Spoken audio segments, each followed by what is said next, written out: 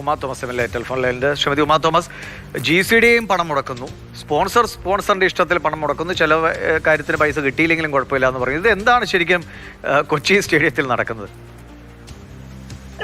ഞാന് ഇപ്പോ GCDയുടെ ഒരു എക്സ്പാക്ടോ മെമ്പറാണ്.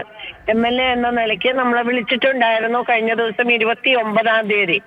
അന്ന് വിനോദ് MLAയും ഞാനും ഒക്കെ ചോദിച്ചത് ഈ വർക്ക് നടക്കുന്നതുമായിട്ട് ബന്ധപ്പെട്ട് ജിയോ വന്നു കഴിഞ്ഞപ്പോൾ സെക്രട്ടറി ഇത് കൗൺസിലിൽ വെക്കാതെയാണ് ഇത് ആരംഭിച്ചിട്ടുള്ളത് എന്ന് പറഞ്ഞു കഴിഞ്ഞപ്പോൾ അത് ഗവൺമെന്റിന്റെ നിർദ്ദേശപ്രകാരമാണ് ഇത് സ്പോർട്സ് ഡിപ്പാർട്ട്മെന്റിന് കൊടുക്കുകയും അതേപോലെ തന്നെ കേരള സ്പോർട്സിന് കൊടുക്കുകയും അതുപോലെ തന്നെ സ്പോൺസറിന്റെ എഞ്ചിനീയറും GCDയുടെ എഞ്ചിനീയറും അതുപോലെ തന്നെ സ്പോർട്സ് വകുപ്പിന്റെ എഞ്ചിനീയറിംഗ് കൂടിയാണ് ഈ വർക്കൊക്കെ നോക്കുന്നതാണ്.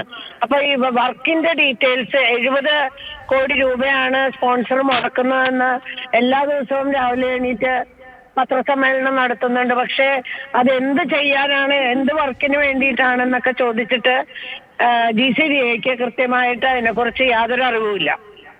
അപ്പൊ പോലും അന്ന് 29-ാം തീയതി നടന്ന മീറ്റിങ്ങിന് പോലും GCDയെ ഇതിനായി പണം മുടക്കുന്നുണ്ടെന്നുള്ള ഒരു വിവരം പറഞ്ഞിട്ടേ ഇല്ല. കൗൺസിലിൽ ഇത് അറിയിക്കാതെയാണ് ഇപ്പോ.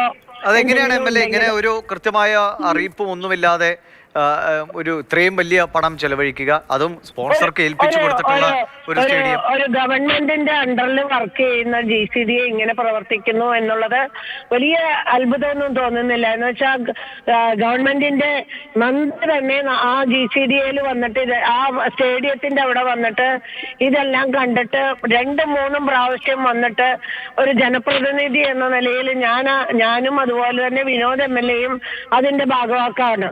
എന്നിട്ട് ഞങ്ങളെ രണ്ടുപേരെയും അറിയിച്ചിട്ടില്ല എന്ന് മാത്രമല്ല, അടുത്ത ദിവസം പത്രത്തിലൂടെയും അതേപോലെ റീൽസിലൂടെയാണ് നമ്മളിത് കാണുന്നത്.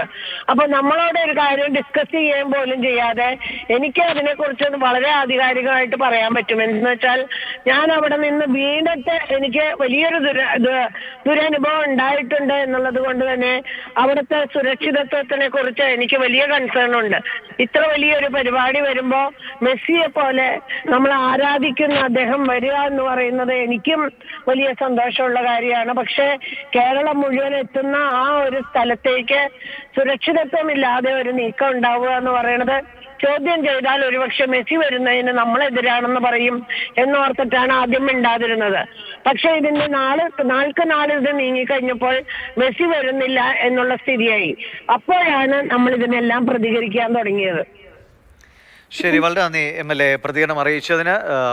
ഒരു തരത്തിലും ഒരു ആശയവിനിമയം MLA മാരായിട്ടടക്കം നടത്താതെയാണ് GCDയുടെ ഈ കാര്യങ്ങൾ മുന്നോട്ട് പോകുന്നതെന്ന വിമർശനമാണ് ഉമാ തോമസ് ഉന്നയിക്കുന്നത്. ഇപ്പോൾ